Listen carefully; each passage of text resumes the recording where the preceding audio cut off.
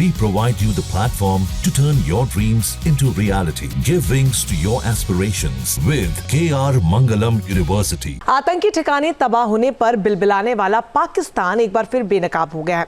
दहशतगर्दों को शहीद बताने वाली शहबाज सरकार ने आज ऑपरेशन सिंदूर में मारे गए आतंकियों को खुलेआम 1-1 करोड़ मदद का ऐलान किया। इस हिसाब से खूंखार आतंकी मसूद अजहर को 14 करोड़ मिलेंगे। पाकिस्तान और आतंक के नापाक गठजोड़ पर देखिए खास रिपोर्ट।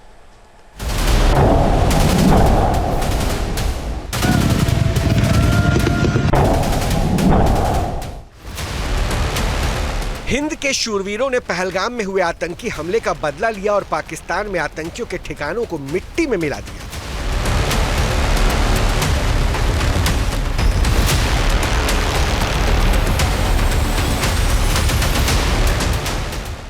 भारत की स्ट्राइक में 100 से ज्यादा आतंकी ढेर हो गए। आतंकी फैक्ट्रियां स्वाहा हो गई।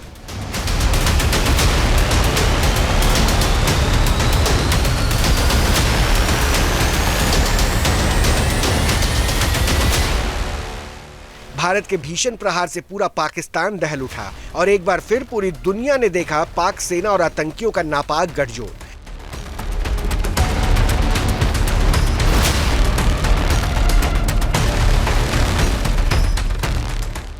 सैन्य अधिकारियों की मौजूदगी में आतंकियों का जनाजा निकाला गया, उन्हें पाक झंडे में लपेटा गया और शहीद जैसा सम्मान दिया गया।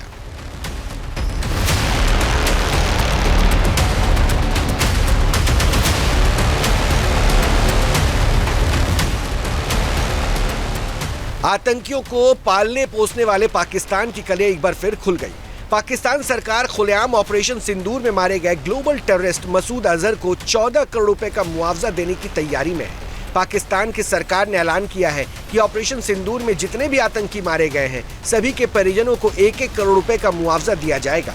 शहबाज सरकार ने इसके लिए शुहाद पैकेज का ऐलान किया है।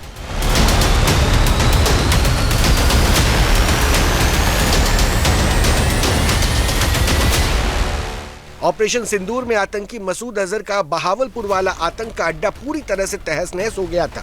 मसूद अजहर के परिवार के 10 और 4 करीबी लोग मारे गए थे। अपनों की लाशें देखकर आतंक का आका फूट फूट कर रोया था और खुद को कोसने लगा था कि काश मैं भी मर जाता।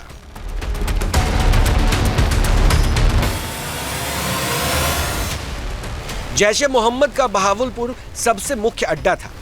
ये अंतर्राष्ट्रीय बॉर्डर से 100 किलोमीटर दूर है। भारत की स्ट्राइक से पूरी तरह ध्वस्त हो चुका है। इसके अलावा सरजाल, बिलाल और कोटली कैंप भी पूरी तरह से तबाह हुए थे।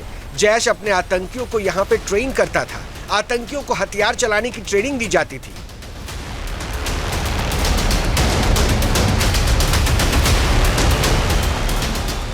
जैश का आका मसूद अजहर पूरी तरह पाकिस्तानी सेना की सरपरस्ती में रहता है। उसके पास फिदाइन दस्ता भी है जिसके जरिए पाकिस्तान अपना आतंकी एजेंडा पूरा करता था। बता दें कि मसूद अजहर एक ग्लोबल आतंकवादी है। उसे वर्ष 2019 में संयुक्त राष्ट्र ने ग्लोबल टेररिस्ट घोषित किया था। मसूद अजहर ने ही 2019 में पुलवामा में हुए आत्मघाती हमले की साजिश रची थी। इस हमले में सीआरपीएफ के 40 जवान शहीद हो गए थे। मसूद का नाम 2001 में संसद पर हुए हमले में भी आया था। बहावलपुर में जन्मा मसूद अजहर कराची के जामिया इस्लामिया बिनोरी टाउन में पढ़ाई के दौरान कट्टरपंथी बन गया। उसी खूंखार आतंकी को पाकिस्तान सरकार 14 करोड़ रुपए का मुआवजा दे रही है।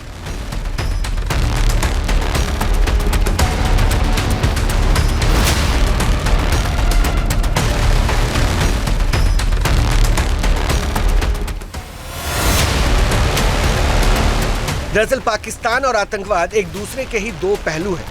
जरा ये तस्वीर देखिए।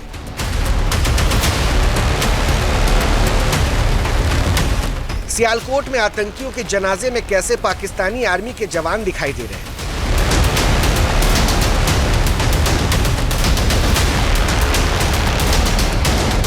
अब जरा ये रैली देखिए। कराची में लश्कर की रैली में पाकिस्तान आर्मी चीफ असीम मुनीर के पोस्टर पाकिस्तान की पूरी पोल खोलने के लिए काफी है। लश्कर कमांडर फैजल नदीम ने इस रैली को संबोधित किया था। आतंकिस्तान को बेनकाब करने वाली ये तस्वीरें सब कुछ बयां कर रही है। पाकिस्तानी सेना जिसे फैमिली मैन बताकर जनाजा निकाल रही थी, दरअसल उसे 2010 में वैश्विक आतंकवादी घोषित किया गया था, जिसका नाम है हाफिज अब्दुर रऊफ। पाकिस्तानी सेना के सामने इसका अंतिम संस्कार किया गया।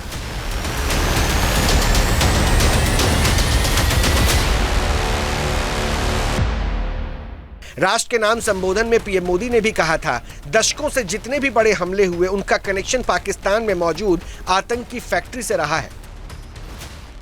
बहावलपुर और मुरिद के जैसे आतंकी ठिकाने